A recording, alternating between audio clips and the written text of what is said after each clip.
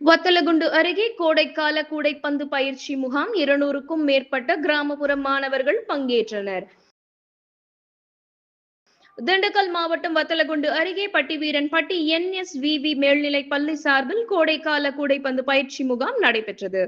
சமூக வலைதளங்களில் சிக்காமல் உடலை ஆரோக்கியமாக வைத்திருக்க வேண்டும் என்ற அடிப்படையில் கிராமப்புற மாணவர்களிடையே விளையாட்டின் அவசியம் குறித்து விழிப்புணர்வு ஏற்படுத்தும் வகையில் 16 நாட்கள் நடைபெற்ற பயிற்சி முகாமில் வத்தலகுண்டு, பட்டிவீரன்பட்டி, ஐயம்பாளையம் உள்ளிட்ட பல்வேறு கிராம பகுதியை சேர்ந்த 6 வயது முதல் 16 வயதிலான 200க்கும் மேற்பட்ட மாணவ மாணவியர்கள் முகாமில் பங்கேற்றனர்.